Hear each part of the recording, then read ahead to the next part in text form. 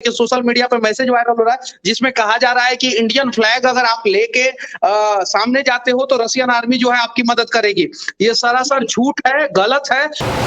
नमस्कार। जैसा हम जानते हैं कि रूस और यूक्रेन का युद्ध दिन ब दिन आगे बढ़ता जा रहा है और थमने का नाम नहीं ले रहा है। और इसी बीच हमारे भारत के लगभग 15 से 18 हजार छात्र यूक्रेन में फंसे हुए थे, जिनमें से कई सारे छात्रों को निकाल लिया गया है। आंकड़ों की बात करें तो जिस समय मैं इस वीडियो को शूट कर रहा हूं, लगभग 13,000 से 14,000 छात्र वहां से निकाल लिए गए हैं। अब ये वीडियो जो है वो यूक्रेन और रूस के युद्ध पे नहीं है, ये वीडियो है उन एहसान फरामोश लोगों के खिलाफ जो कई लोग वहां से निकाले गए, उन्होंने एहसान फरामोशी की और कई लोग भारत में ही बैठ के एहसान फरामोशी कर रहे हैं। ये वीडियो विशेषकर उन लोगों के लिए है। एक क्लिप पहले आप देखिए, उसके बाद हम आगे की बात करेंगे। इसका हिस्सा आपने आगे भी देखा था, मतलब शुरुआत में देखा था, लेकिन एक बार फिर से देखिए। फिर इस क्लिप में जो शब्दों को कहा गया है, जो सेंटेंस बोला गया है, जो लोग ये बातें कर रहे हैं, उनको हम एक्सपोज करेंगे विद प्रूफ के साथ। लेकिन सोशल मीडिया पे मैसेज वायरल हो रहा है जिसमें कहा जा रहा है कि इंडियन फ्लैग अगर आप लेके सामने जाते हो तो रशियन आर्मी जो है आपकी मदद करेगी। ये सरासर झूठ है, गलत है। तो आपने ये वीडियो देखा। इस वीडियो में जो लोग बैठे हुए हैं, पहले मैं उनको इंट्रोड्यूस कर देता हूं। इसमें जो शख्स बोल रहा है वो मनीष कश्यप उनका नाम है और बहुत बड़े रूप में फॉलोवर्स हैं इनके, फेसबुक पर भी, यूट्यूब पर भी, इंस्टाग्राम पर भी और ट्विटर पर भी। और ये ज़्यादातर सोशल इश्यूज़ पर वीडियोस बनाते हैं, अच्छा कार्य करते हैं। लेकिन इस वीडियो में पता नहीं इनको क्या हो गया। आपको यही बता देता हूं कि मनीष कश्यप जो हैं वो बिहार से बिलोंग करते हैं और इसमें जो लड़की बैठी हुई है श्वेता नाम की, वो भी बिहार से है। इसलिए आगे का जो मैं प्रूफ आपको दिखा रहा हूं वो प्रूफ भी बिहार का ही होगा, क्योंकि भाई जहां की जो चीजें हैं अगर वहीं से प्रूफ आए तो ज्यादा मजा आता है। आप सुनिए, फिर आगे एक और प्रूफ दिखाएंगे हम। और निकलने के लिए बॉर्डर पे इतना भीड़ है, ट्रैफिक है कि मतलब लोग रोड पे कुकिंग कर रहे हैं। बट कहीं ना कहीं इंडियंस के लिए ये है कि इंडियंस को बस इतना अलाउ किया गया था कि अपना फ्लैग प्रिंट करो कोई भी व्हीकल पे और निकल लो, कोई दिक्कत नहीं होगी। बस वो फ्लैग देख के कोई कुछ नहीं करेगा, ना ही रशियन ना यूक्रेनियन, कोई कुछ नहीं करेगा। आपने सुना, दो बच्चे, मतलब दो क्या, वहां पे बहुत सारे बच्चे थे, लेकिन यहाँ पे दो बच्चों का इंटरव्यू हो रहा था। मैंने आपको एक ही बच्चे का क्लिप दिखाया है। ये पटना एयरपोर्ट है। पटना एयरपोर्ट पर ये यूक्रेन से आए, लगभग 2-3 दिन पहले आए हुए हैं। इनसे जब पूछा गया कि भाई वहां की क्या स्थिति है, तो उन्होंने स्थिति के बारे में बताया। फिर उन्होंने ये भी बताया कि इंडिया के लिए ये था कि इंडियन फ्लैग अगर आप किसी भी व्हीकल्स पे लगा के जाते हैं या फिर आप पैदल चलते हैं तो आपको कोई भी आर्मी वहां पे परेशान नहीं करेगी। तो ये वहां का जीता जागता हुआ उदाहरण है जो यूक्रेन से वापस आए हैं, उनके शब्द हैं। चलिए, शायद मनीष कश्यप जैसे लोग या फिर और भी कई सारे लोग भारत के ये समझेंगे कि भाई हो सकता है कि ये मोदी का सपोर्टर हो सकता है कि मोदी जी ने या बीजेपी ने इसको पैसा दिया हो ये बोलने के लिए, हो सकता है कि बीजेपी के किसी नेता का रिश्तेदार हो, या फिर हो सकता है कि ये सरकार के मतलब समर्थन में हो। लेकिन अब एक ऐसा प्रूफ मैं आपको दिखा रहा हूं जो बीजेपी के ही नहीं बीजेपी के लिए ही नहीं, पूरे भारत के खिलाफ जो देश है, वो देश भारतीय झंडे पर, तिरंगे पर क्या बोल रहा है। आप भी सुनिए, फिर हम आगे की बात करेंगे।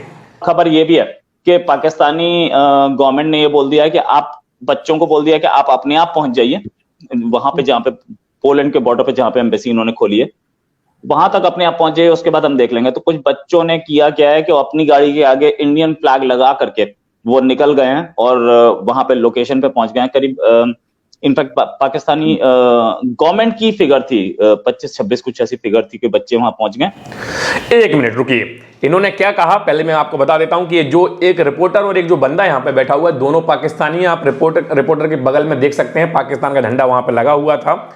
ये दोनों पाकिस्तानी, इन्होंने कहा कि पाकिस्तान के करीब 25-26 स्टूडेंट्स ऐसे थे जिन्हें बाहर निकलना था, लेकिन उनकी सरकार उनकी मदद नहीं कर रही थी। उनकी सरकार ने बोल दिया कि आप एम्बेसी तक आ जाओ, उसके बाद हम देख लेंगे। लेकिन उन बच्चों ने क्या किया, तिरंगा झंडा अपने व्हीकल पे लगाया और आगे बढ़ गए और उनको कुछ नहीं हुआ। पूरे सेफ्टी के साथ अच्छे तरीके से वो वापस निकल आए उस जगह से। तो मुझे लगता है आगे का वीडियो भी सुनाऊंगा, लेकिन एक शब्द जो मैं इन लोगों के लिए कहना चाहता हूं, जो मनीष कश्यप और उनके साथ जो टीम बैठी हुई थी, कि अगर आप सच हो तो क्या पाकिस्तान झूठा है? पाकिस्तान तो भाई हमेशा भारत के खिलाफ आग उगलता है। अगर वो लोग ये बोल रहे हैं कि हमारे स्टूडेंट्स भारतीय झंडा लेके सेफ्टी के साथ बाहर आ गए, तो इसमें आपको इसका समर्थन करने में क्या बुराई है अगर ऐसा हो रहा है? तो हमने कई सारे एग्जांपल, कई सारे उदाहरण देखे हैं। आप सोशल मीडिया प्लेटफॉर्म्स जैसे कि यूट्यूब, फेसबुक, इंस्टाग्राम, ट्विटर, अलग अलग सोशल मीडिया प्लेटफॉर्म से कई सारे ऐसे वीडियोस देख सकते हैं जहां पर लोग इंडिया के जो फ्लैग है उसको बता रहे हैं कि भाई हम वहां से लगाते हुए आए और हमें कोई परेशानी नहीं हुई। तो फिर आप लोगों को मानने में ये दिक्कत क्यों हो रही है कि भारतीय झंडे की वहां पर बहुत ज्यादा इज्जत की जा रही है, वहां पर भारतीय झंडे को as a safety tool use किया जा रहा है? इसमें बुराई क्या है? इसमें प्राउड करने वाली बात है और मुझे इस बात का बिल्कुल प्राउड है। आगे सुनिए इन पाकिस्तानी शख्स ने और पाकिस्तानी मोहतरमा ने क्या कहा। उनको तो आज ही निकाल दिया जाएगा। जहां तक बात इंडिया की साइड की, इंडियन फ्लैग क्यों? क्योंकि प्राइम मिनिस्टर मोदी ने पुतिन से जब बात की थी तो पुतिन ने एश्योरेंस दिया था कि कोई भी इंडियन फ्लैग लेकर के आ रहा है तो हम उसको, हमारी आर्मी उसको हेल्प करेगी कंट्री से बाहर निकलने में। पाकिस्तान का कोई ऐसा, पाकिस्तानी प्राइम मिनिस्टर वहां 2 दिन रहे थे, पता नहीं बिरयानी खा के आ गए, लेकिन ऐसा कोई एश्योरेंस पाकिस्तान को नहीं मिला था, इंडिया को मिल गया था। देखिए, इस बंदे ने साफ शब्दों में कहा कि हमारे प्रधानमंत्री, मतलब वो पाकिस्तान का है तो अपने प्रधानमंत्री को वहां पे संबोधित कर रहा था कि वो 2 दिन के लिए रूस के यात्रा पे गए थे, लेकिन वहां उनको कुछ नहीं मिला। लेकिन अगर हम मोदी साहब की बात करें तो मोदी साहब ने फोन पर ही सारा खेल कर दिया। अब भाई यहां पर मैं किसी पार्टी का सपोर्ट नहीं कर रहा हूं, यहां पर मैं अपने देश का सपोर्ट कर रहा हूं, यहां पर मैं अपने भारतीय झंडे का सपोर्ट कर रहा हूं, यहां पर मैं भारतीय होने पर गर्व फील कर रहा हूं, क्योंकि ऐसा हुआ है। पाकिस्तान के कई सारे स्टूडेंट्स वहां से निकले हैं और ये इस बात का प्रूफ है। अब हम आगे की बात करते हैं, आगे और क्या बोला मनीष कश्यप और उनकी टीम ने वो भी हम सुनते हैं, उसको भी हम एक्सपोज करेंगे। मैं एक चीज और ऐड करना चाहती हूँ। बहुत सारे लोग हैं जो ऐसा सोचते हैं कि ये बच्चे पहले क्यों नहीं आ गए, वॉर की स्थिति तो पहले से थी।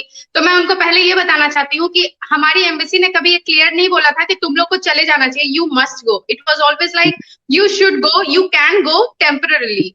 हमारे जितने भी एडवाइजरी है embassy of India in Kyiv, उनका था कि you should go, you can go temporarily. कभी नहीं बोला कि must go, you should go, ऐसा कभी नहीं आया। पहली बात तो ये मोहतरमा क्या बोल रही है, मुझे भी आधी बात इनकी समझ में नहीं आई कि उन्होंने शुड नहीं बोला, फिर उन्होंने शुड बोला, उन्होंने मस्ट नहीं बोला, उन्हें मस्ट बोलना चाहिए था। भैया इतनी अंग्रेजी पढ़ लिए हो तो थोड़ी बुद्धि भी अपने अंदर ला लेते। अब मैं जो भी इस वीडियो में लोग बैठे हुए हैं, मैं उनसे एक सवाल करता हूं, सिंपल सा सवाल। सपोज करो आप एक 2 मंजिला मकान में बैठे हुए हो और आप दूसरे मंजिल पे हो और ग्राउंड फ्लोर पर आग लग गई, या फिर ग्राउंड फ्लोर पर हो, दूसरे मंजिल पर आग लग गई, कुछ भी समझ लो। तो क्या कोई आपसे मस्ट बोले तब आप वहां से निकलोगे? आपको पता है कि आग लग गई है, तो किसी के बोलने का आप इंतजार करोगे क्या? भाई आग लगी है, आपको पता है आपकी सेफ्टी आपके हाथ में है, आप चाहो तो वहां से निकल जाओ, लेकिन कोई आपसे मस्ट बोले, क्या इस बात का इंतजार करोगे? लेकिन ये मोहतरमा जो है श्वेता राज जी, ये बोल रही हैं कि गवर्नमेंट ने हमसे मस्ट नहीं बोला, फिर बोलती है गवर्नमेंट ने हमने शुड नहीं बोला, फिर बोलती है गवर्नमेंट ने हमसे शुड बोला। मतलब समझ में नहीं आ रहा है भाई, ये मस्ट इतना इंपॉर्टेंट हो गया। अरे गवर्नमेंट ने अगर आपसे बोला निकलो तो निकलो, सिंपल। इसमें मस्ट, शुड और ये सब शब्द कहां से आ गए? लेकिन इस बात को भी मैं एक्सपोज करूंगा। अगर ये बोल रही है कि गवर्नमेंट ने हमसे नहीं बोला तो मैं इसको एक्सपोज करूंगा। एक प्रूफ मैं आपको ला रहा हूं, इंडियन एम्बेसी की तरफ से जो एडवाइजरी सेंड की गई थी यूक्रेन में जो इंडियन स्टूडेंट्स हैं उनको, उसका एक फोटो मेरे पास है। और क्या एडवाइजरी है, मतलब कब क्या उन्होंने क्या क्या नोटिफिकेशन भेजे हैं, वो मैं आपको पढ़ के सुना रहा हूं। आपसे चाहता हूं कि आप भी स्क्रीन पर ढंग से पढ़ें। पहला जो एडवाइजरी गई थी वो 15 फरवरी को गई थी, मतलब जब युद्ध अच्छी तरीके से शुरू नहीं हुआ था, शुरू होने के चांसेस हो रहे थे। Advisory issued by mission arguing Indian national to leave Ukraine. अब यहाँ पे ना तो शुड है ना तो मस्ट है। अब श्वेता राज मैडम बोले कि इसमें मस्ट कहीं लिखना चाहिए था, तब हम शायद अपनी सेफ्टी खुद की कर पाते, हम वहां से निकल आते। लेकिन 16 फरवरी को फिर एक नोटिफिकेशन आया, उसमें आया cap on passengers removed under air bubble arrangement, ये आया। उसके बाद 18 फरवरी को एक और आया, Air India flight announced for February 22, 24, 26, मतलब 3 दिन के लिए एयर इंडिया की फ्लाइट अनाउंस की गई कि भाई जो भी भारतीय स्टूडेंट्स हैं उनके पास ये 3 दिन के फ्लाइट बुक करने के ऑप्शंस हैं। अब इसके बाद देखिए 20 फरवरी को एक और नोटिफिकेशन आया, Air India was considering postponing flights due to no bookings from Ukraine. मतलब यूक्रेन से भारत के लिए कोई भी फ्लाइट बुक नहीं हुई इन 3 दिनों के लिए। अब आप समझिए, श्वेता राज जैसी स्टूडेंट जो वहां पर बैठी हुई सरकार को कोस रही हैं, भाई ये नोटिफिकेशन सरकार ने पब्लिकली डाला है और ऐसा हुआ है कि आप लोगों ने फ्लाइट बुक नहीं किए उस टाइम पे। अब आप बोल रहे हो कि भाई सरकार ने हमसे मस्ट नहीं बोला। अब कई सारे लोग ये भी बोल रहे हैं कि भाई फ्लाइट के टिकट महंगे हो गए थे। जब आप 70-80 लाख की पढ़ाई पढ़ने के लिए यूक्रेन जा सकते हो तो भाई अपनी जिंदगी बचाने के लिए आप 50-60 हजार रुपए किराए में खर्च नहीं कर सकते? ये तो मुझे लगता है कि आप कर सकते थे, लेकिन आपने ये नहीं किया क्योंकि आपको वो अमाउंट ज्यादा लग रहा था और आपको एक मौका मिल गया सरकार को कोसने का। अब खैर इसके बाद एक और एडवाइजरी आई 22 फरवरी को, third advisory issued regarding additional flights, मतलब उसके बाद एडिशनल फ्लाइट्स के बारे में बताया गया। 22 को एक और एडवाइजरी आई, fourth advisory issued regarding online classes by Ukraine universities as many students were not willing to leave in absence of online classes, मतलब ऑनलाइन क्लासेस को वहां पर व्यवस्था की जाए उसके लिए एडवाइजरी आई। कुल मिलाकर इस पूरे एडवाइजरी नोटिफिकेशंस में मश तो कहीं नहीं लिखा, तो इसकी वजह से श्वेता जी वहां से नहीं निकली। खैर हम यहां पे श्वेता जी को कुछ भी गलत नहीं बोल रहे हैं, लेकिन श्वेता जी जो बातें कर रही हैं उनका कोई सेंस नहीं बन रहा है। शायद आप जो वीडियो देख रहे होंगे उनको भी समझ में आ रहा होगा। खैर हम आगे बढ़ते हैं। एक और मोहतरमा को आप सुनिए, मोहतरमा क्या बोल रही हैं आप सुनिए। मुझे लगता है ये सुन के शायद आपको भी हंसी आ जाएगी कि भाई अगर ये लोग, ऐसे लोग, मैं सबके बारे में बात नहीं कर रहा हूं, लेकिन जो मोहतरमा यहां पे बोल रही हैं अगर ऐसे लोग यूक्रेन में डॉक्टर बनने गए थे तो शायद अच्छा है कि वो वापस ही आ जाएं, क्योंकि वो जो बोल रही हैं उनको खुद नहीं पता कि वो क्या बोल रही हैं। आप सुनिए फिर हम आगे बात करते हैं। हम अभी यहाँ आए जिसको बोला जा रहा है इवैक्यूएशन। आई डोंट नो यहाँ पे सब में से अग्री करेंगे ही इस बात पे, इसको इवैक्यूएशन का नाम दिया गया है। पर आप एक बात बताइए, जो कंट्री ऑलरेडी सेफ थी रोमानिया, वहां से आप हमें फ्लाइट से यहाँ लेकर आए, आप इसको इवैक्यूएशन कैसे बोल? सुना आपने, मैडम बोल रही हैं कि पता नहीं इसको इवैक्यूएशन का नाम क्यों दिया गया, क्योंकि जो कंट्री पहले से सेफ है रोमानिया, आप हमें वहां से लाए हो तो ये इवैक्यूएशन कैसे हो गया? सबसे पहले मैडम आप मुझे एक बात बताइए, इवैक्यूएशन जो होता है ना वो मुश्किल से 20, 50, 100, 200 लोगों के लिए होता है।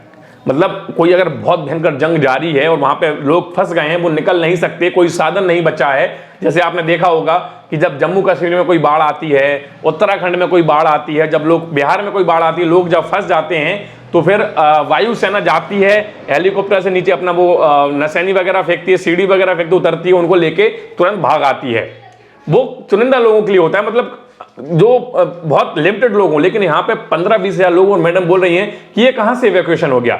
इनका मतलब ये है कि सरकार को उस एरिया में जाना चाहिए था जहां पे युद्ध चल रहा है, 2-2.5 हजार स्टूडेंट्स को अपने एरोप्लेन में भरते वो, और फिर जहां पे फायरिंग हो रही है वहां से निकलते, और ताकि अगर एक आध दुर्घटना हो जाती तो एक साथ सारे के सारे स्वर्ग सदार जाते।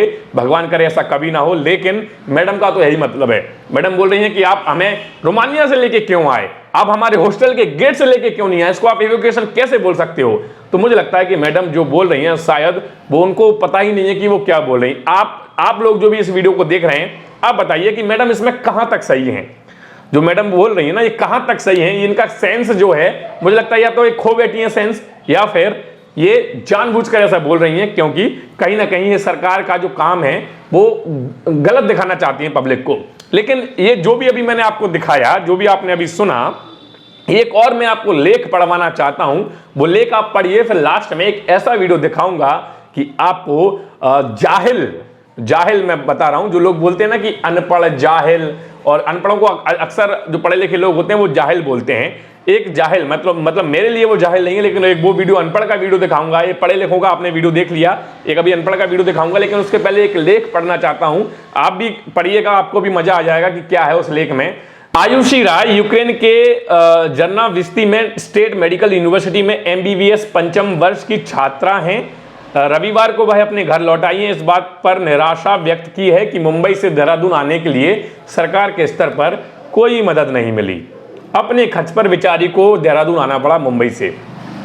आप अपने खर्च पर 70-80 लाख की पढ़ाई कर सकती हैं यूक्रेन में, देश छोड़कर वहां पढ़ने जा सकती हैं, कोई बुराई नहीं है, मैं उसके खिलाफ नहीं हूं। लेकिन क्या आप अपनी जान बचाने के लिए जो सरकार आपको यूक्रेन से मुंबई तक फ्री में ले आई, हाँ मैं बोल रहा हूं फ्री में ले आई, फ्री में लेके आई है। कोई अगर प्रूफ कर दे कि सरकार ने पैसा लिया है तो मैं मान जाऊंगा, क्योंकि सारे प्रूफ हैं पब्लिकली, आप भी चाहें तो गूगल कर लें। फ्री में लेके आई आपको सरकार वहां से, और अब आप बोल रहे हैं कि मुंबई से देहरादून मुझे पैसों में आना पड़ा।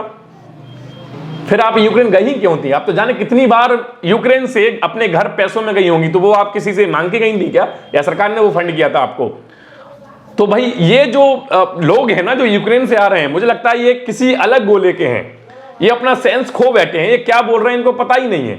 अगर ऐसे लोग डॉक्टर बनने गए थे तो मैं भैया शुक्रगुजार हूं कि मैं यहीं पे ठीक हूं और मेरे जैसे जो भी फ्रेंड सर्कल के लोग हैं वो यहीं पे ठीक हैं, क्योंकि यूक्रेन में जो डॉक्टर बनने गए, सपोज करो डॉक्टर बन के जिस दिन वापस आएंगे, ये क्या इलाज करेंगे यार, कैसे इलाज करेंगे? मुझे लगता है सिर्फ पैसे कमाने के, मैं सबकी बात नहीं कर रहा हूं, जो लोग ऐसे बयान दे रहे हैं, जो लोग ऐसी धारणा रख रहे हैं, मैं उन लोगों की बात कर रहा हूं, क्योंकि पांचों उंगलियां बराबर नहीं होती। और इन लोगों के लिए मैं यही कहना चाहता हूं कि ये कहीं से मेरे हिसाब से तो इंसानियत के नाते डॉक्टर बनने के लायक है ही नहीं, क्योंकि डॉक्टर एक सेंसिबल पर्सन होता है, डॉक्टर अपने सेंसेस कंट्रोल में रखता है और ये शायद अपना सेंसेस खो बैठे हैं।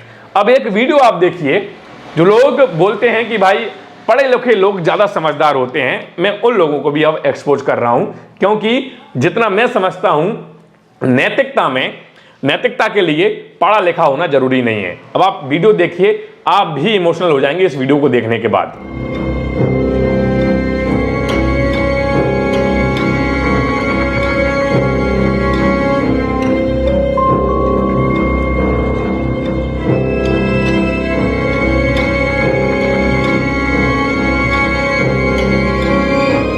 आपने देखा, ये है भारतीय नारी। इन सैनिकों ने इनको वहां से निकाला जहां पे वाड़ थी, नाव पे ये लोग बैठे हुए हैं। ये वीडियो आपने कई बार भी पहले देख लिया होगा। जैसे ही उन्होंने सुरक्षित ये आई नाव पे बैठी, इन्होंने सैनिकों के चरण स्पर्श किए। ये होता है नैतिकता, ये होते हैं संस्कार, ये होते हैं कि भाई आपने हमारे लिए अच्छा किया, उसका बदला तो हम नहीं दे सकते, लेकिन आप हमारे लिए भगवान हो। ये उन्होंने प्रकट किया, ये अपने विचार, अपना जो उनके अंदर जो फीलिंग आ रही थी उसको उन्होंने बाहर निकाला। अब ये वीडियो आपने देख लिया, ये इमोशनल वीडियो आपने देखा, आप समझ गए कि भाई ये होते हैं। ये हालांकि कई लोग इनको अनपढ़ बोल रहे हैं, कई लोग इनको जाहिल बोले, लेकिन सही मायने में ये नैतिकता होती है। अब एक और वीडियो मैं आपको दिखा रहा हूं, एक हमारे मिनिस्टर साहब भारतीय छात्रों का अभिवादन करने गए थे जो यूक्रेन से आए। वो वीडियो आप देखिए, आप देख के समझ जाओगे कि मैं आगे क्या बोलने वाला हूं।